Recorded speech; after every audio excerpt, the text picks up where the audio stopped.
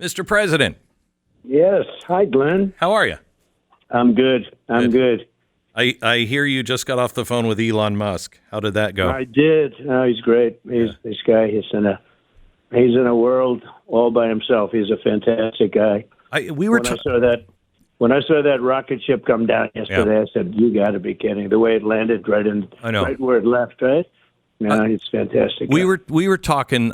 I think he is one of the great. I mean, Steve Jobs maybe is in his category. Yeah. I don't think that. I think he's the greatest mind and not theoretical, actually doing stuff in my lifetime. He gets it done. There's nobody like him. Yeah. And he's a big supporter, which really makes me feel good. He knows what's going on. He thinks it's the most important election ever. So, have you been serious about allowing him to go in and look for cuts and everything? Oh, sure. No, he's also a great businessman. I'm trying to figure out if he's a better businessman or essentially scientist. And he is great. He feels that there's tremendous fraud. Yeah. Waste and abuse. The expression fraud, waste, and abuse. Yeah. And he feels it's there, and he could save a lot of money and make lives better. Okay. Yeah. You get more for the buck, but he feels so strong. He doesn't want to be in the cabinet or anything. He just can't do that. He's got so many things going. He wouldn't want to do that, but he would like to do something having to do with the budget and. Because there's tremendous waste. Oh, yeah. And he's good at finding that. I mean, the way he runs his companies, it's tremendous.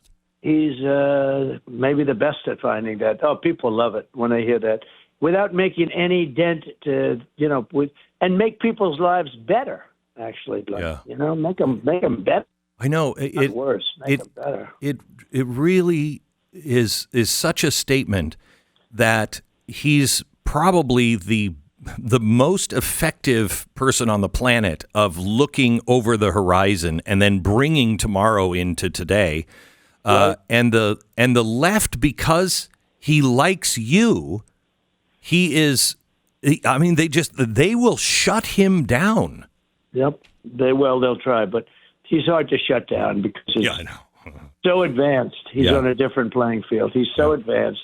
You shut him down, you shut the country down, essentially, when you look at Starlink. So he had Starlink, and in North Carolina they called. Is there any way you could call? And some great people in North Carolina are suffering, and they have no communications whatsoever. And I called him, and I didn't know much about Starlink other than it's supposed to be good.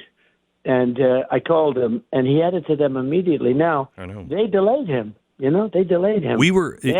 They put a hold on what he did. We were on the ground. My charity, Mercury One, was on the ground. We were one of the first people on the ground. We were running at the height. I think we were running 50 helicopters, and we had it all.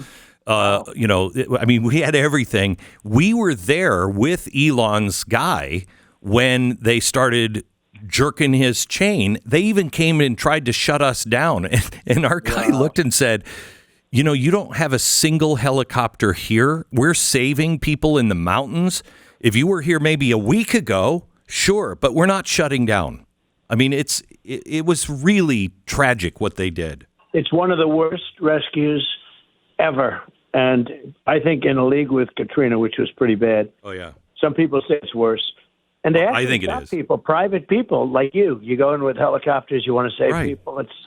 And they didn't let them do it. I know. Cases. I know. You're a little different. You can do things, but they didn't let them do it. No, it's a terrible thing, Glenn. I think that's terrible thing. I think that's one of the biggest things that, when you say we're going to take our country back, one of the biggest things that I miss is the ability to just do things that you feel are right, that are legal, but to just take control of your own life. The government has grown so far out of control. It's in every aspect of our life, and it is the problem.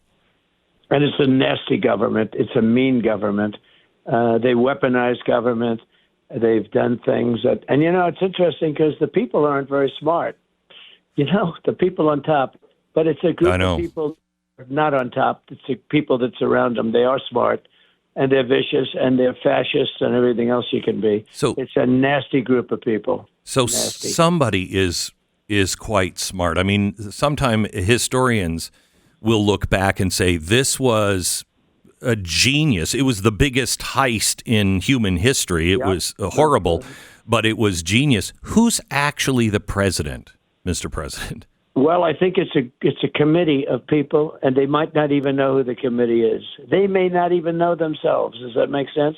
It's a group of people that are in different levels of D.C., and they surround a man that was not the most capable person. By the way, never was. Right. But certainly not anymore. Yeah. And she's worse than he is. She's worse than he is. And the difference is she was a believer. You know, she was a believer for a long time. She was a Marxist for a long time. She's further left than Bernie. You've heard that many times. Yeah. Talk about it. But she's further left than Pocahontas, okay? Pocahontas is probably further left than Bernie, I think. I don't know how you rate him. I'd have to go by your scale. I believe in your scale maybe more than mine. You know better.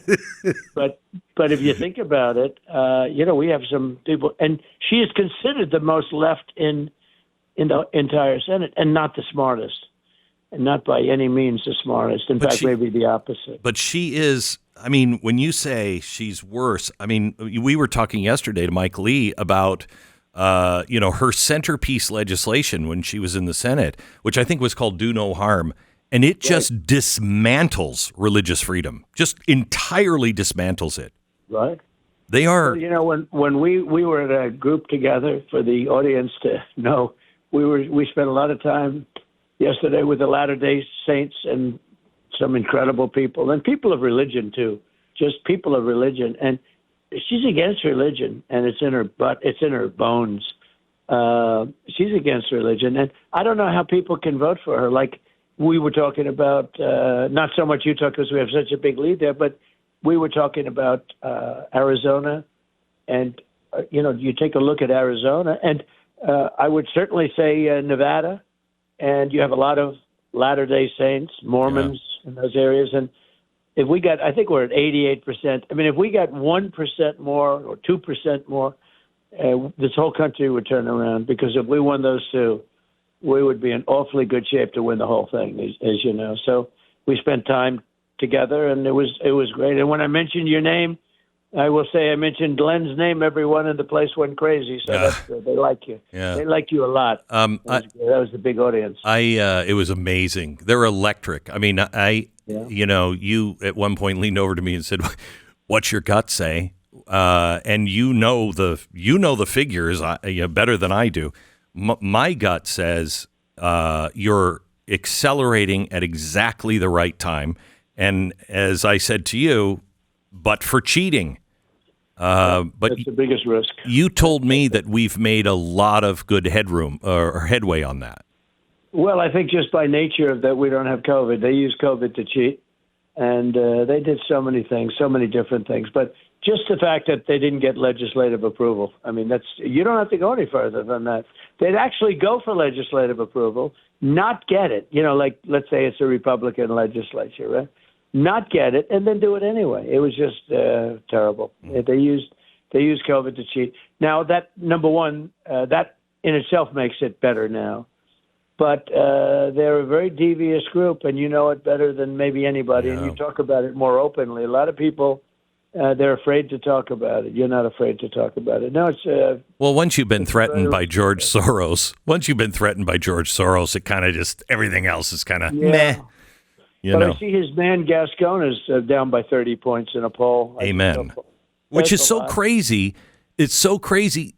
Kamala Harris is cut from that exact same cloth. Yeah. Oh, that's a way of talking about it.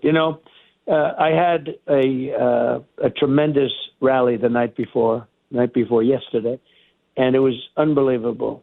And you heard about 101,000 people. Coachella. And I say, if we had a honest election, if we had God coming down to be our vote counter, wouldn't that be great if we could ask God to do it? That would be the ultimate vote counter, right? Because you'd have honesty. Yeah. But if we had God come down, I think I'd do great. I think we'd do great in California. I think we'd win it. Wow. They send out like 38 million ballots or 36 million ballots. They go all over the place, and then they come pouring back. And it's, you know, when you go and vote into a really good, solid state where you have a real, and they look at you and they want your ID, even if you're Trump, they say, sir, please, could I see your license? Could I see it? You know, they know it's me. There's no games. You really can't get away with anything. I know. There's nothing to get away with. They don't have computerized machines. They have paper ballots, and they have voter ID and everything else, right? Have you talked to Elon Musk about this? Because I think you know this, we can transfer billions of dollars and not a penny is lost. We do it all day long, and it's fine. How come we can't get the technology to lock this into place, especially with blockchain? So Elon is the number one person for mechanical devices, including computers. There's nobody more. And yet he says the only way to do it really safely is with paper ballots. You know, it's like something, right? He said, I consider myself to be the world's greatest expert on all such things as this type of equipment, right? I would say I'd put him in number one place. When you look at that rocket, the way it landed, I'd certainly put him in number one place. And he's, you know, he's concerned because you can make things swing and you can make things do a lot of bad things. He said, but you can't do it with paper ballots. When you know, they have, believe it or not, they have paper now that's actually very highly sophisticated. Yeah. I mean, you know, very highly amazing. That, you know, when you hear paper, but it's very sophisticated stuff. Yeah. But voter ID is very important, and they don't now in California, as you know better than I do, because you talk about it a lot. But the California thing's amazing with Gavin Newsom, where you're not even allowed to ask somebody whether or not they have voter ID. If you do, I think it's like a criminal act or something. It shows our country's gone totally crazy. So it's gone crazy. You and I were talking the other day about the hidden Trump vote. And I want to ask you your thoughts on something. I think there's actually a hidden Trump vote that is going to come from Democrats because they didn't convince people of these policies. They scared them into it. They taught them, shut your mouth and just go along with it. And I think reasonable Democrats are going, this doesn't work. I don't want my kids being talked to by, you know, a teacher in secret.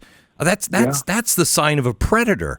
I am paying more for my groceries. I can't do it anymore. And I think there's a slice of the Democrats that might tell everybody they're for Kamala, but will go in and vote for you. What do you think of that? Right. So I think the biggest thing, you know, you see the polls, and the polls have the economy number one and inflation. I view them as the same thing in a sense. I think the inflation and economy, you could wrap them up into one. I actually think, and I may be wrong, but, you know, not wrong by much. I think the biggest thing that people are going to be looking at and voting on is what's happening at our border where murderers are allowed to come in and where drug dealers are allowed to come in and just destroy a country, literally destroy it. And inflation's a destroyer of a country too, but it's a different kind of a destroyer. It's not as mean as having guys coming in with machine guns. I have to go ahead. Yes, go ahead. Well, I was going to say, I don't know if you've heard this yet. I want to play some audio. This is Bill Clinton today talking about Laken Riley. Listen to this. Oh, wow. You had a case in Georgia not very long ago, didn't you? They made an ad about a young woman who'd been killed by an immigrant. Yeah, well, if they'd all been properly vetted, that probably wouldn't have happened. But if they're all properly vetted, and that doesn't happen, and America is not having enough babies to keep our populations up, so we need immigrants that have been vetted to do work, there wouldn't be a problem. I mean, he sounds like he's campaigning for you. Yep, that's come a long way. You see, that's probably where they're going, because they were for open borders, no talk. Anybody comes in, just walk right into our country, which is insane. And now all of a sudden you're hearing people talking about, well, you know, we need people to come in. But the damage has been done. You have to understand that we have 21 million people came in. Hundreds of thousands of those people are from prisons and from gangs and drug lords and human traffickers and murderers. and they're here. So we have a problem. He's a little late in saying it. I know. Because we have a big problem. We have people in our country that are going to be murdering a lot of people. Laken Riley is a beautiful young lady. I know the parents. I know everything about her. What happened to her is just horrible.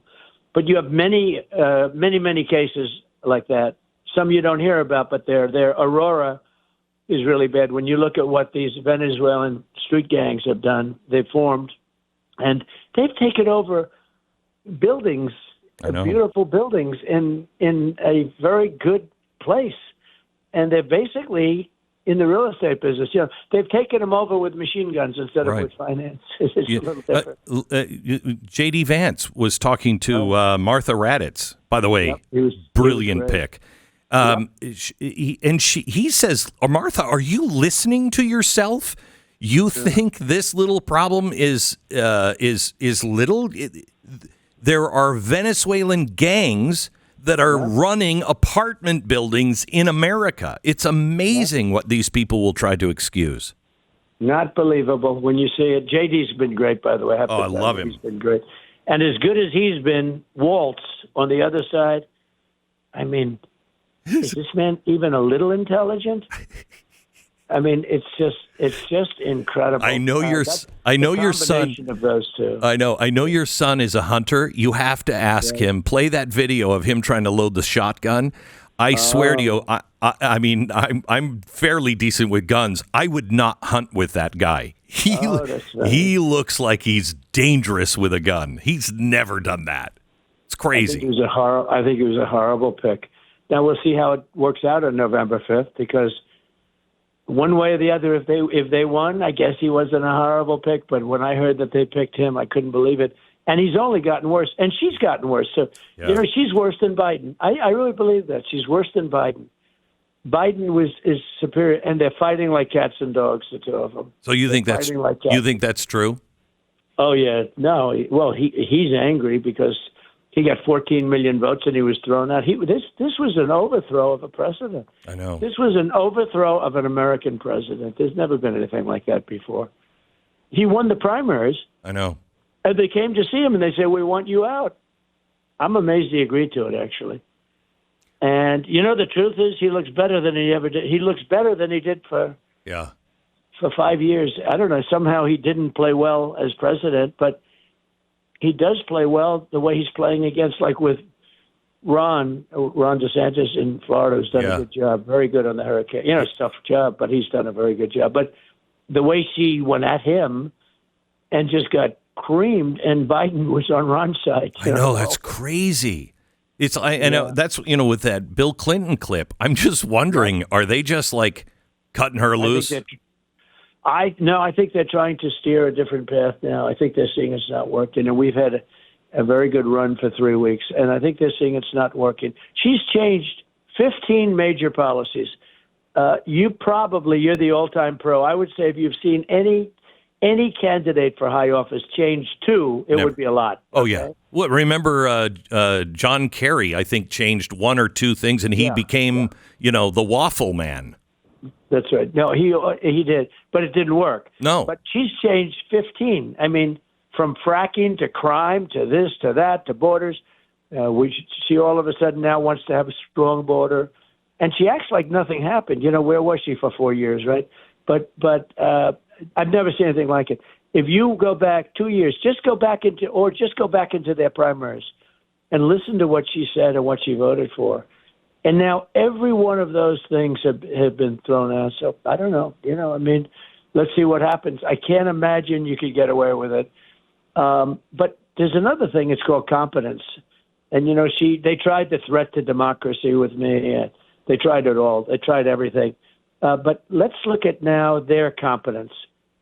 The woman is not a competent person, and I think far less competent than Biden. And I never thought I'd be saying it, but there's something going on. I mean, I watched her with a teleprompter. Her teleprompter broke, and she kept going. 32, 32. That was amazing.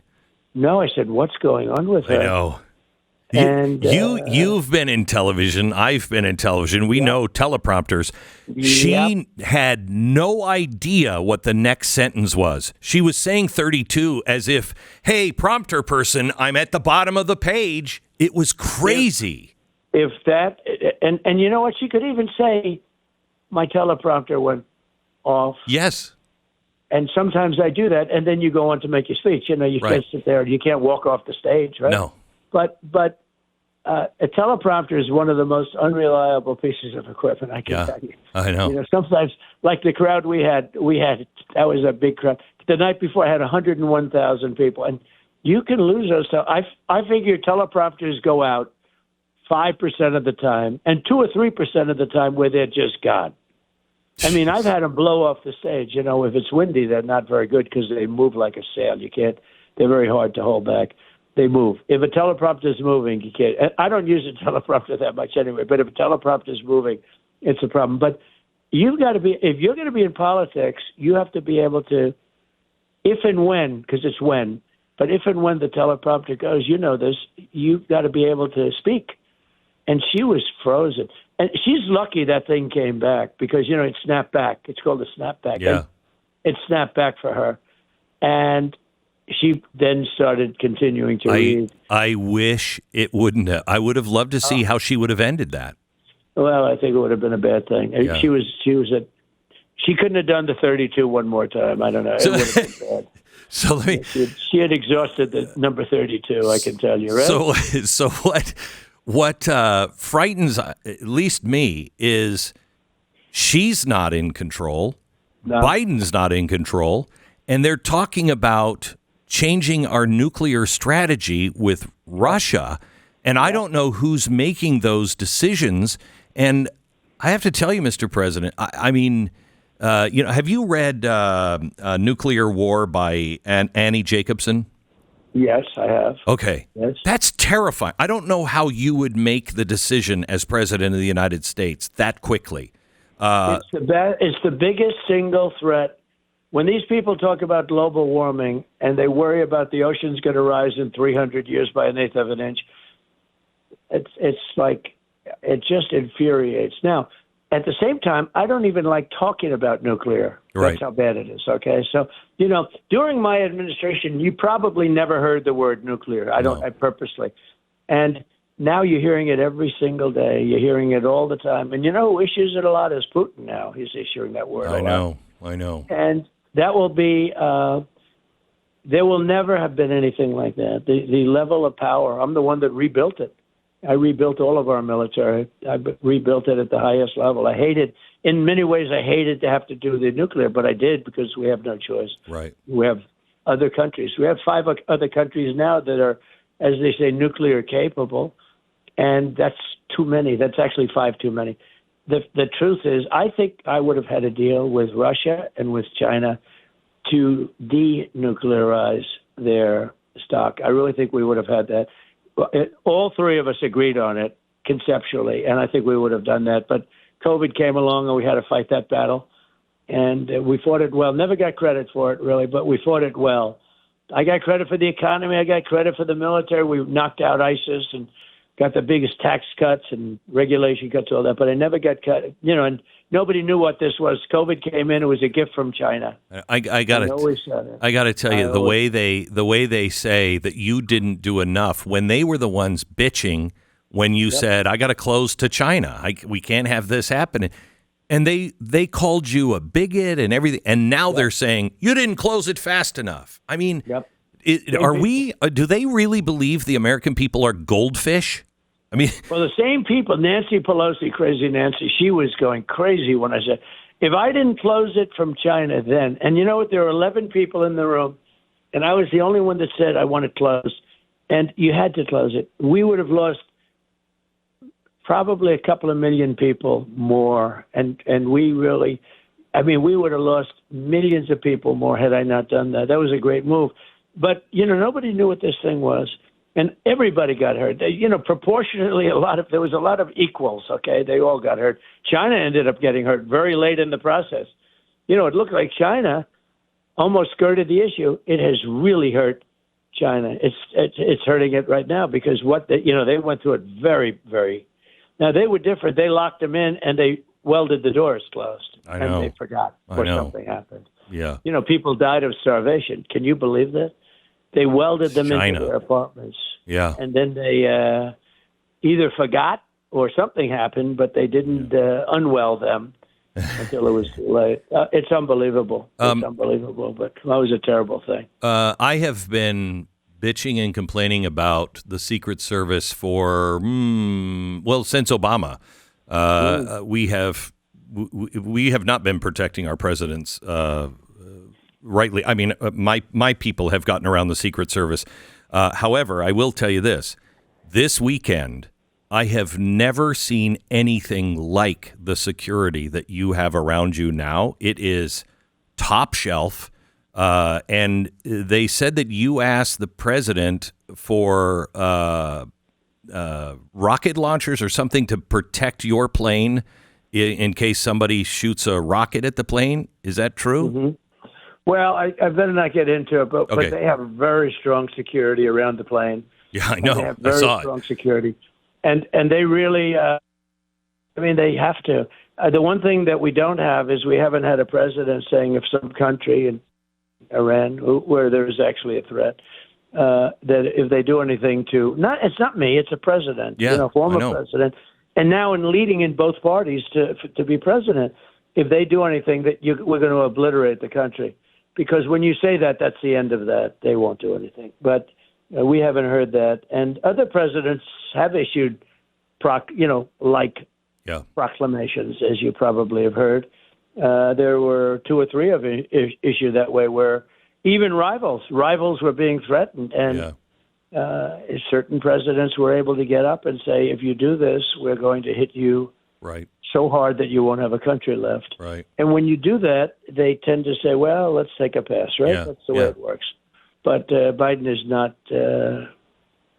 I guess, not willing to do that, and that's pretty sad. I would do it with him. I would say if it were reversed, and I was where he was, and it was him, I would issue such a proclamation. You have to.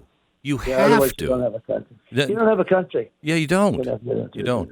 The Coachella guy he says he was a big fan, but they found guns in his car. I don't even know if this reached you.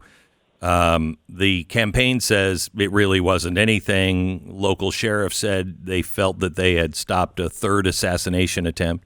Anything on that? No, I don't know. He said he was a big fan, and I know that. But he had some pretty nasty weapons in his car. Yeah, right. But he was away from the car, and the car was parked a long ways away. The place was. We had 101, I guess more than that, but over 101,000 people there. So it was a big crowd. He was very far away, but it's when you have that kind of weapons in the car, it's not these were not your standard weapons. Let's put it that way, right? Yeah. They were not the greatest. So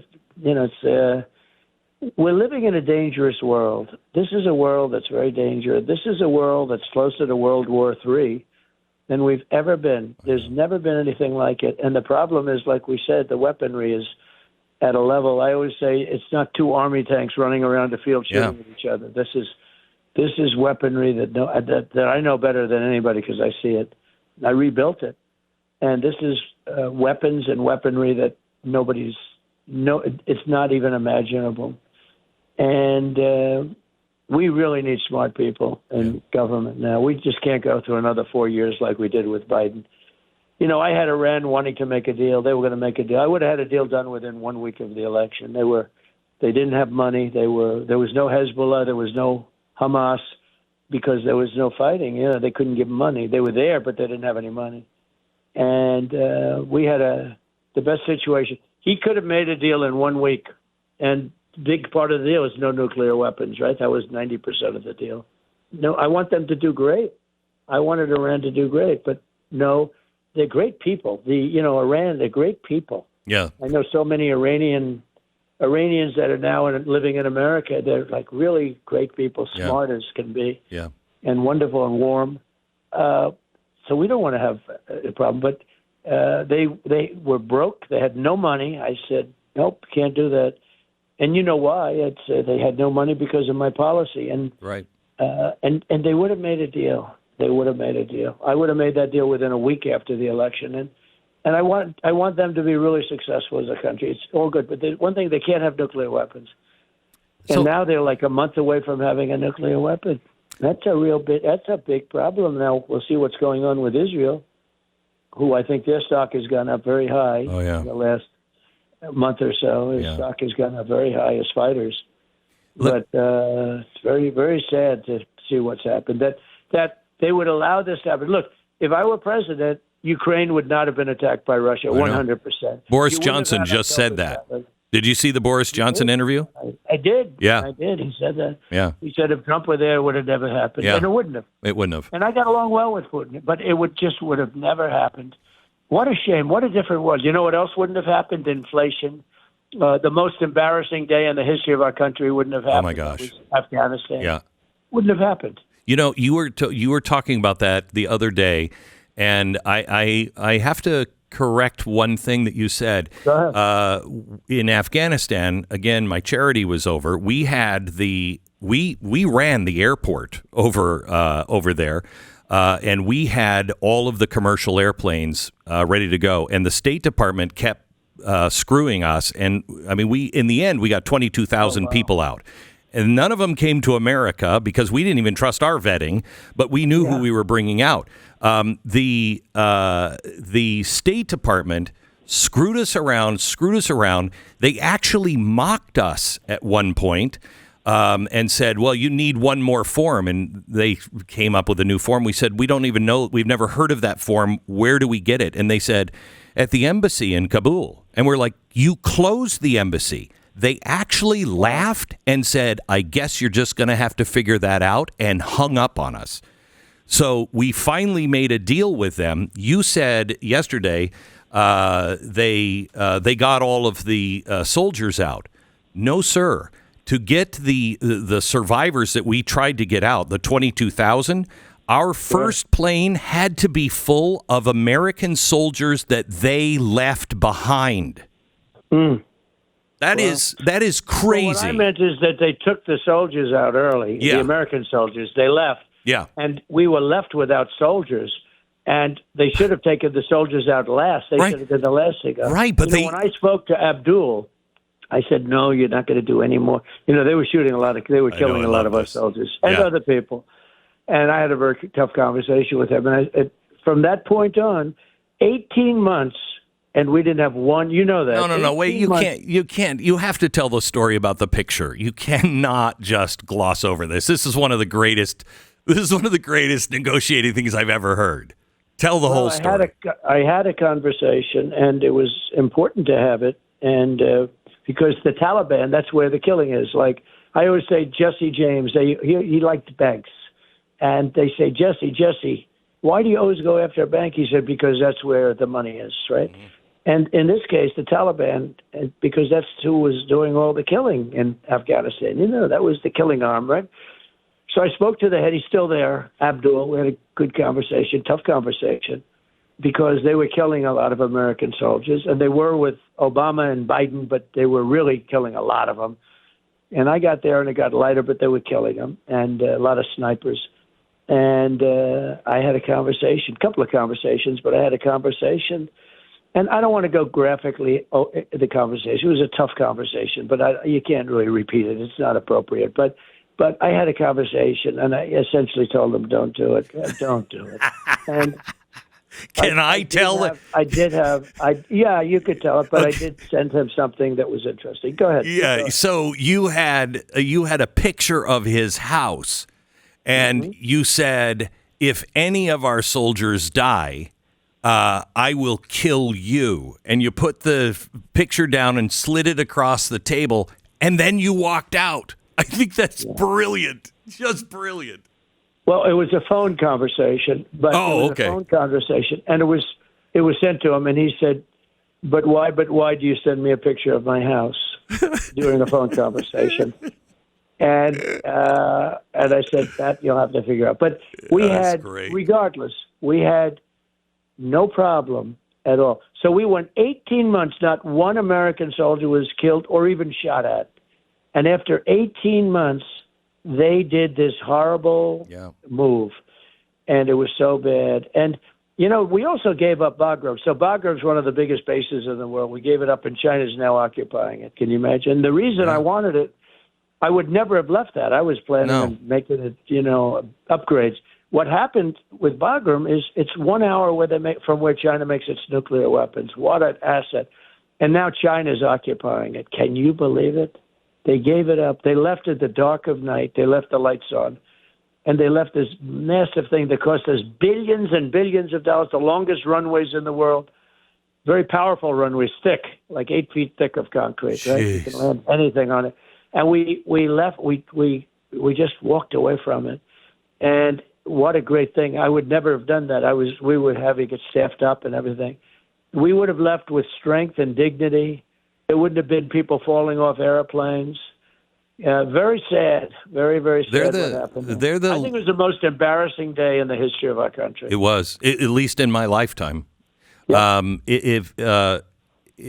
We left a lot of our arms and everything else there. Is it true they're now one of the largest arms dealers in the world, selling the arms we left behind?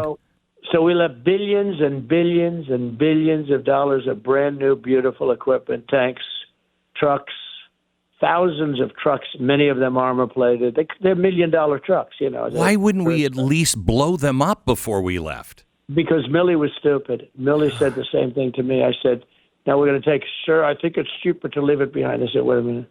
If you have an airplane and it's new and it costs $150 million to build it, you're not going to put a tank of jet fuel in there and fly it out to Pakistan or directly home. Sir, I think it's cheaper to leave it. He was such a stupid guy. He was so stupid. He had no common sense. You know the expression I say, the Republican Party is the party of common sense. Millie was a stupid guy. And I could just see him telling that to Biden and Biden believing it because we left all of that equipment behind. Now, if you look 3 weeks ago, they had a parade. Yeah. They have a parade every year running the equipment right down the middle of their boulevard. And all beautiful, American trucks and all mostly armor-plated stuff, very, very expensive to build and very expensive equipment, riding it down like in a parade, talking about the dumb Americans. No, what he has done to the country is such a shame. Between the borders and Afghanistan and allowing the war, Putin never would have done that war. And now you look at Ukraine, I mean, it's like a demolition site. The cities are knocked to the ground. Those beautiful golden towers are crushed and laying on their sides. They were beautiful. I mean, you can never rebuild it. You can never rebuild it. A whole civilization's been lost. Yeah. Because don't forget, those cities have been obliterated. Gone. So many of them. Yeah. And it's one thing, peace. What does it mean? So many of the people have left. So many of the people have died. Many more people have died in Ukraine than they talk about. They'll have missiles hitting buildings, and they'll say 2 people were hurt. The building will collapse. And those are big buildings. Those are buildings that are like 2-3 city blocks, normal New York City blocks. They are big buildings. I was amazed at the size of the apartment. That's what I did for a living, right? And these were big apartment houses, fairly tall but really long, and they had a lot of people. And they were hitting them with missiles. The buildings would just collapse right down to the ground, and they'd say 2 people were hurt. No.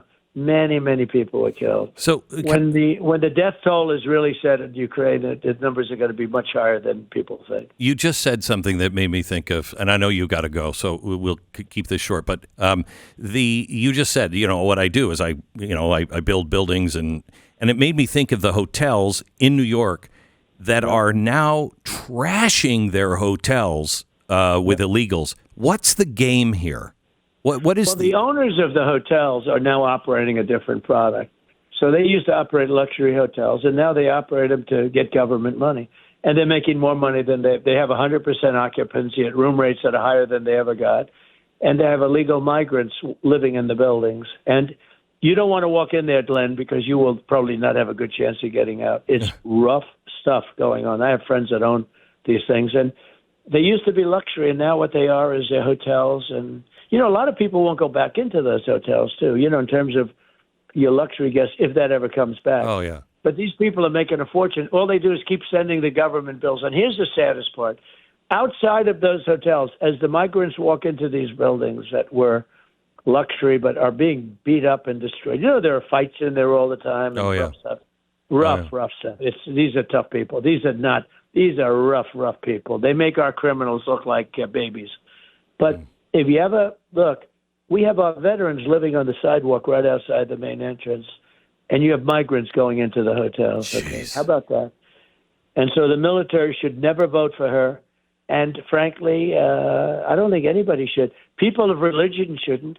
The Latter-day Saints should not. That's why we were there. Yeah. We want to get that vote. Will you please get me that vote, Glenn? Okay. Because you can't let them. I'll tell you, you cannot let them vote. Right.